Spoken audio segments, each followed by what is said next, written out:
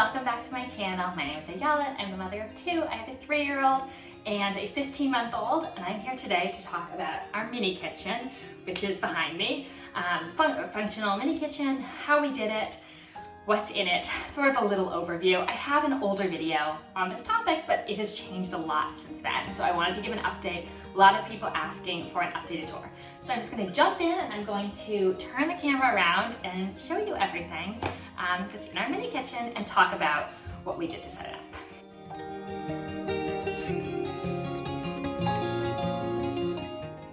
Okay, so over here you can see our mini kitchen.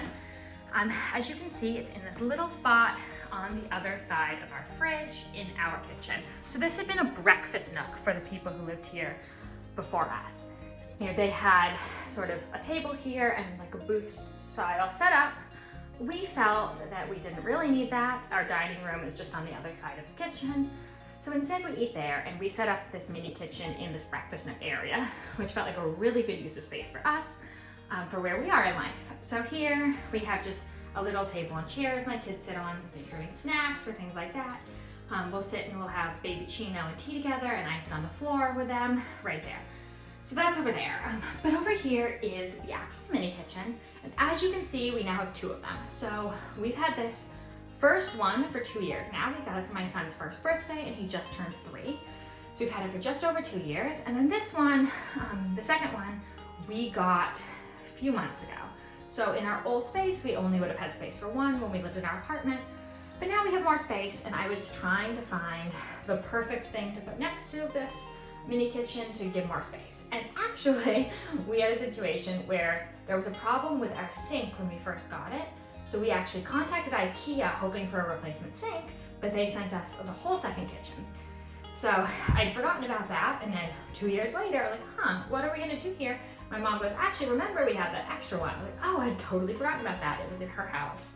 So that works out really well. And what we did for the second one is just replace the counter with plywood. So made for a surface. But this is the first one. And what we did here, to make it functional, obviously there are function aspects and aesthetic aspects. So I'll just give a little tour of it, I guess, and then talk about functions. So here, down here, we have some storage. This is where my kids have their plates, bowls, and silverware. So my son will set the table himself. He comes and gets these and also puts things away from the dishwasher in here on his own. That's there.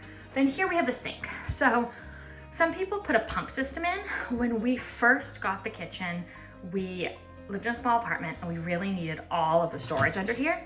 So we didn't want to put that in. So instead we put in this water dispenser. And previously we did not have a drain. It was like, now we have holes in the drain. We did not have the drain previously, and it would just fill with water and I would take it out and empty it.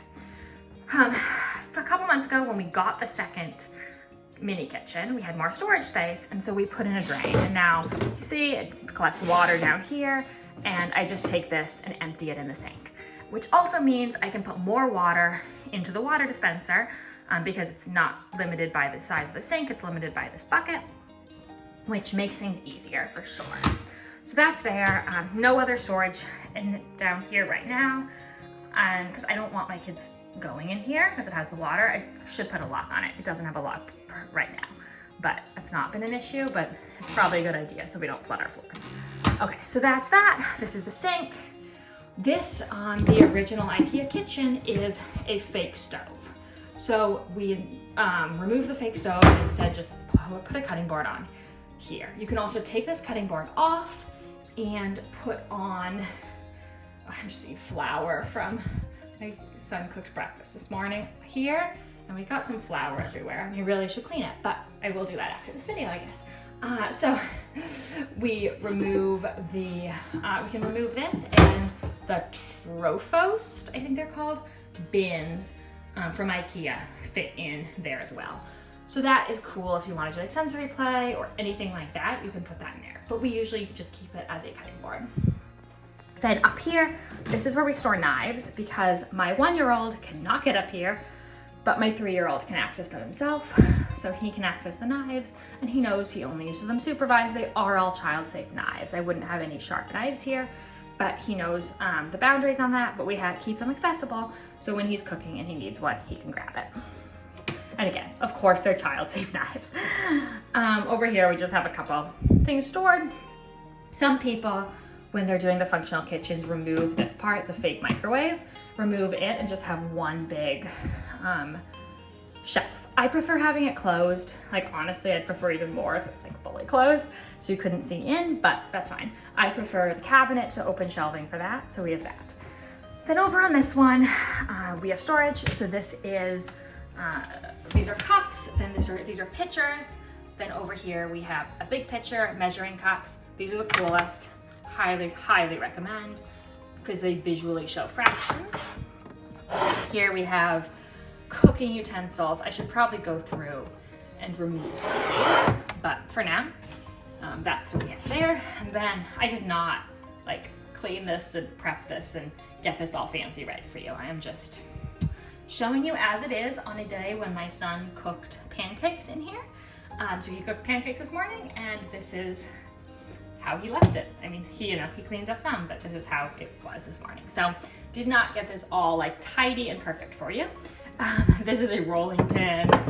And then over here, we have some appliances and a few other things. So he has his two little pans. This is a ceramic and a cast iron, a cutting board, a juicer, and then his baby Chino machine.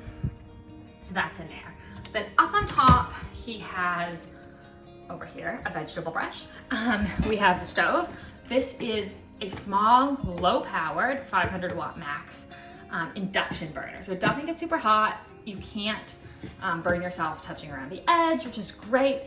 And when not in use, we always leave it unplugged. And it plugs in. It's actually kind of hard. You have to pull the whole thing out to plug it in, which is fine because that just means we plug it in for him, and we never have to, he wouldn't be able to use it himself, and my daughter wouldn't be able to do anything with it. Of course, it only heats up if you have a pan on it, which is a major safety aspect. So if you are introducing heat, I would definitely opt for induction. So that's it, we just leave it unplugged as there. And then he has a little mini fridge. I actually found this mini fridge for like $15 at a thrift shop, which was a great deal. So it fits nicely here, and we can keep snacks and things like that in a mini fridge. Okay, so that's everything that's in our mini kitchen, and now I'm going to talk a bit about what are the changes we actually made in making this go from a play kitchen to a functional kitchen.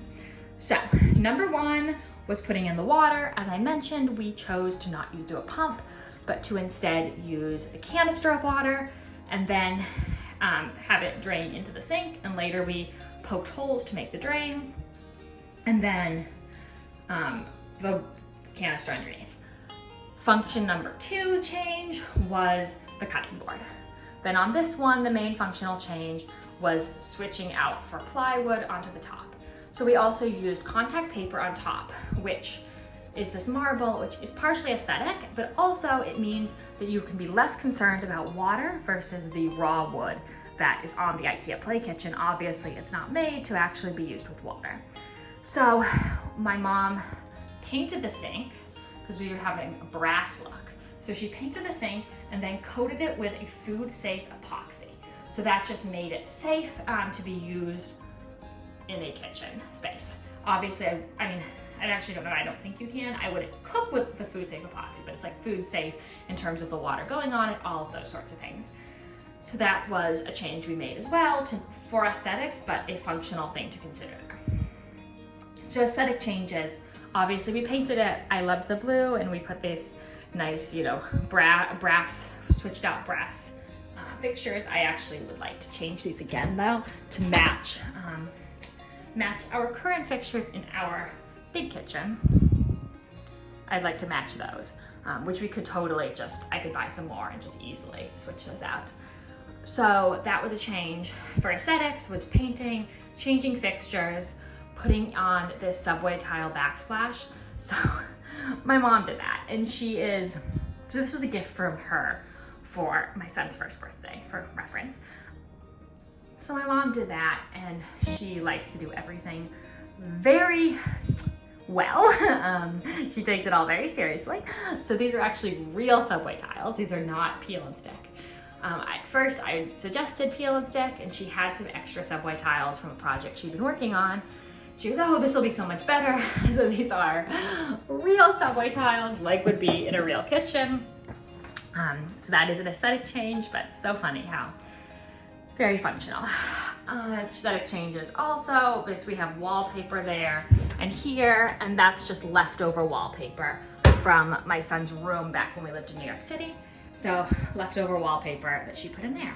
So I think those are the main changes. Like, the truth is, it's not actually a ton of changes to make the IKEA kitchen functional. Basically, the only thing is adding a water source, figuring out how you're disposing of water. So are you going to have it fill in a sink, take the sink out each time? Are you going to have some sort of bucket?